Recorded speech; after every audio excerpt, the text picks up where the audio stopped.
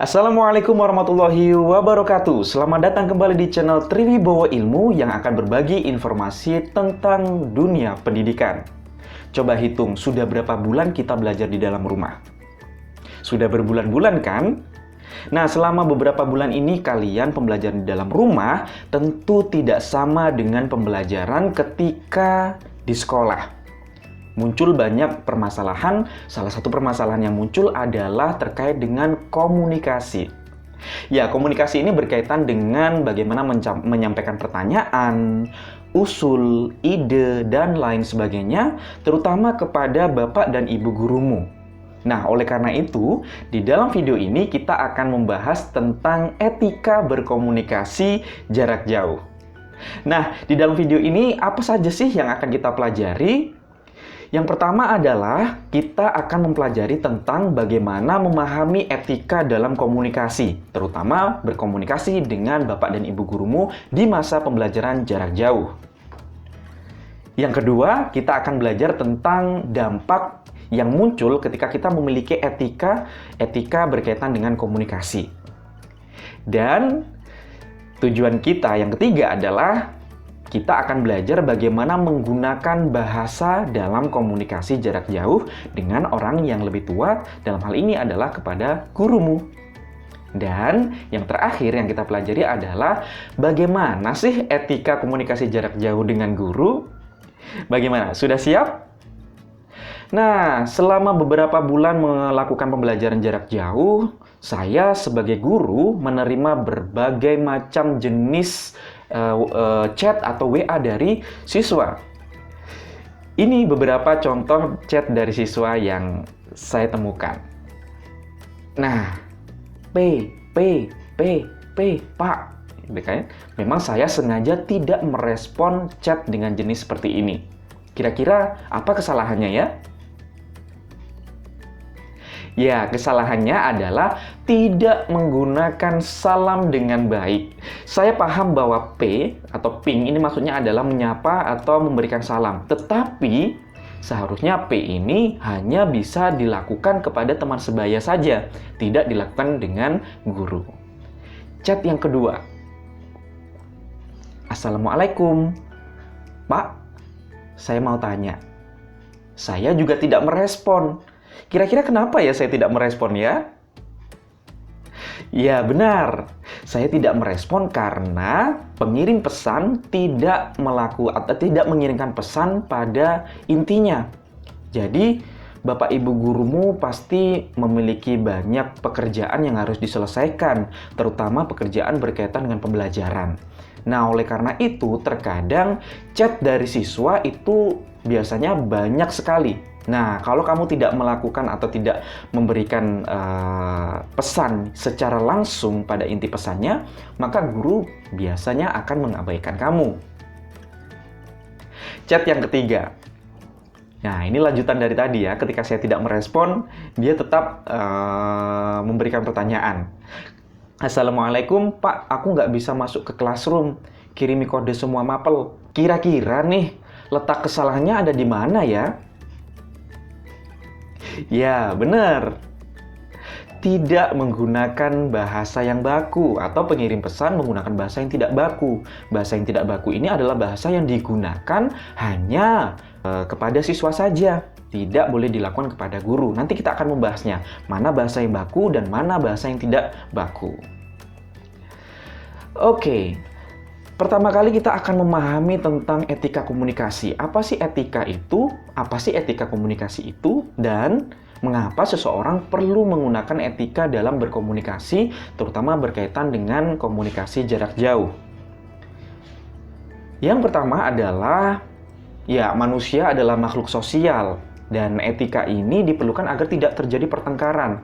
Mungkin beberapa di antara kalian menganggap bahwa tidak masalah lah menggunakan bahasa yang biasa-biasa saja. Tidak perlu menggunakan bahasa-bahasa yang terlalu sopan, terlalu formal, dan lain sebagainya. Tetapi perlu diingat bahwa kalian adalah makhluk sosial. Sebagai makhluk sosial, tentu kita harus memahami tentang etika-etika yang ada di sosial. Nah, etika ini apa sih? Jadi etika ini berasal dari bahasa Yunani, yaitu ethos yang artinya karakter, watak, kesusilaan, atau adat kebiasaan. Dan etika ini berhubungan erat dengan kebenaran atau evaluasi terhadap sesuatu yang telah dilakukan. Nah, bisa dibilang bahwa etika ini tergantung dari suatu daerah ya. Jadi etika antara satu daerah dengan daerah lain tentu saja berbeda.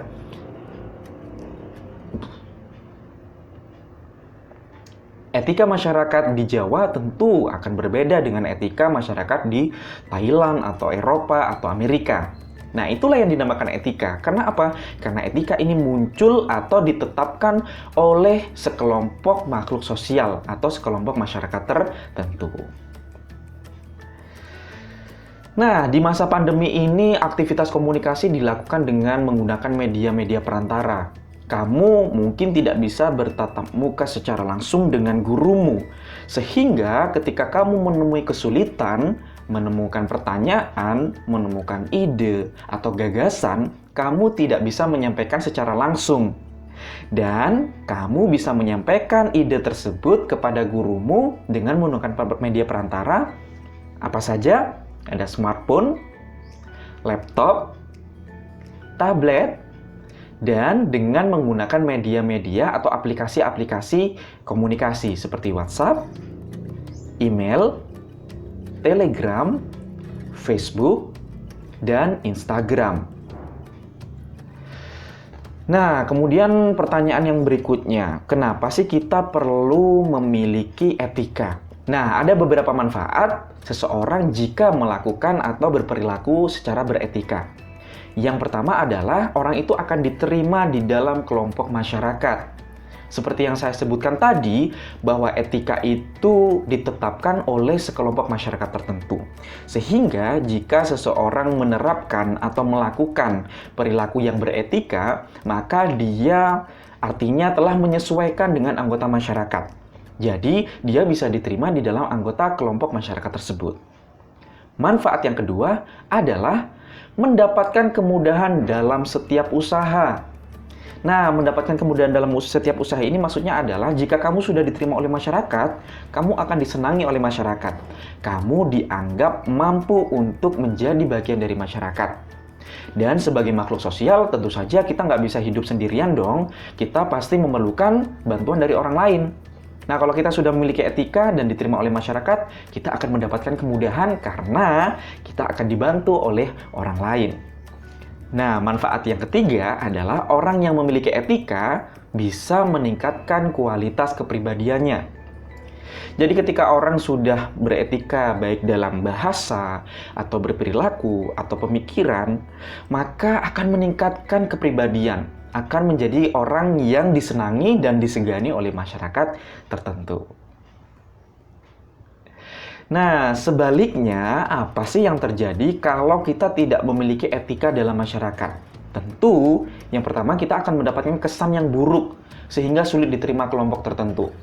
Mungkin kamu berpikir bahwa, aku hidup tidak untuk memberikan kesan baik kepada orang lain, kenapa harus mengikuti apa yang dikatakan oleh masyarakat? Memang itu tidak salah, tetapi kembali lagi bahwa kita adalah makhluk sosial, kita tetap membutuhkan bantuan dari orang lain. Nah, kalau kita mendapatkan kesan buruk dari orang lain, kita sulit untuk diterima oleh anggota kelompok tertentu. Lantas, kita mau hidup dengan siapa? Nah, akibat yang kedua adalah kalau kita tidak memiliki etika, kita mengalami kesulitan-kesulitan karena kita tidak diterima oleh masyarakat. Dan yang ketiga adalah mendapatkan sanksi yang berlaku. Dan sanksi ini ada berbagai macam. Contoh, sanksi sosial, dikucilkan dari orang lain, digosipkan, dibicarakan, atau jika etika-etika tersebut berkaitan dengan hukum, maka kamu juga akan berurusan dengan hukum jika tidak melaksanakan etika tersebut. Oke, sekarang kita masuk pada pembahasan tentang bagaimana sih cara berkomunikasi secara beretika dengan Bapak dan Ibu guru. Ada beberapa bahasa yang boleh dilakukan dan ada bahasa yang tidak boleh dilakukan. Apa saja itu? Ya, yang pertama, kamu jangan menggunakan bahasa aku kepada gurumu, seperti yang saya contohkan tadi. Ya, aku mau tanya nih Pak, aku mau tanya nih Bu. Nah, itu tidak sesuai dengan etika atau tidak baku. Nah, sebaliknya, kamu perlu mengganti dengan bahasa saya. Yang kedua, hindari kata enggak, karena itu bukan temanmu atau kamu tidak mengobrol langsung dengan gurumu. Nah, di dalam etika komunikasi jarak jauh, kamu perlu mengganti kata enggak menjadi kata tidak.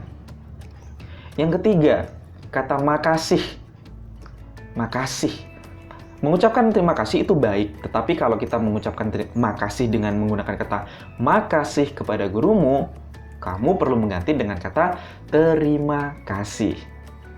Yang keempat, oke, Pak, atau oke, Bu. Yang keempat, oke, Pak, atau oke, Bu. Ini terkesan sangat akrab sih ya. Nah, ini boleh kamu lakukan dengan temanmu. Nah, kalau kamu melakukannya pada bapak dan ibu gurumu, perlu diganti dengan kata baik, Pak, atau baik, Bu. Yang berikutnya, ketika kamu sudah mendapatkan jawaban dari bapak dan ibu gurumu, saya pernah mendapatkan balasan Y. Saya paham bahwa Y itu artinya ya. Tetapi tentu ini tidak sopan. Kamu perlu menggantinya dengan bahasa baik, Pak, atau baik, Bu. Yang berikutnya, ketika melakukan salam, seperti yang saya contohkan tadi, jangan menggunakan salam berupa P, atau ping, atau Pak, atau Bu. Jangan. Tetapi sampaikan salam sesuai dengan etikanya. Bisa menggunakan Assalamualaikum bagi yang muslim, atau bagi yang non-muslim bisa menggunakan selamat pagi, selamat siang, selamat malam, ya, selamat petang. Dan yang terakhir adalah jangan menggunakan bahasa-bahasa keseharian yang biasa kamu gunakan dengan temanmu. Contohnya seperti yang di awal tadi, kirimin, minta dong, jangan. Tetapi gunakan bahasa yang baku seperti minta tolong dikirimkan.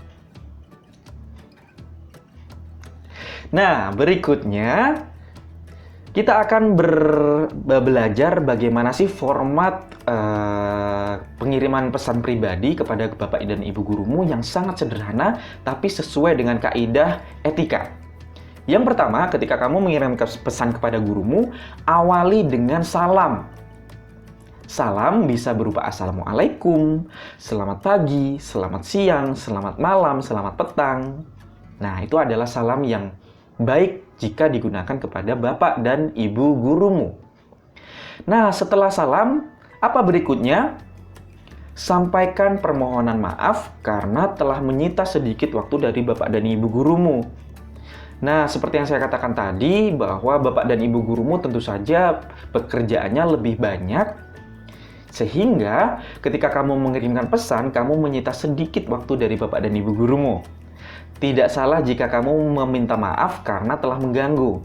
Contoh permintaan maaf yang sederhana adalah mohon maaf mengganggu, atau maaf Pak, atau maaf Bu.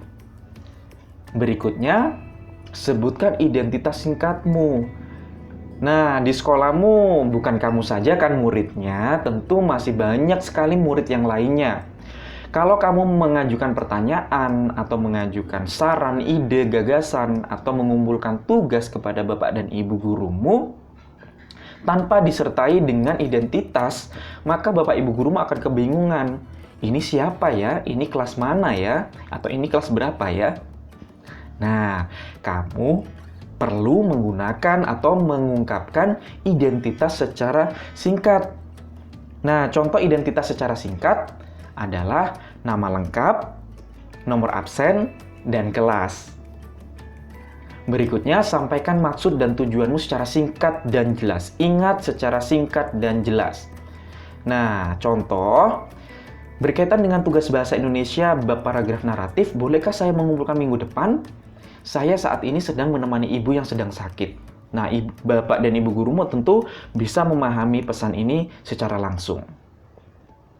Dan yang kelima adalah sampaikan terima kasih karena kamu telah mendapatkan jawaban dari bapak dan ibu gurumu.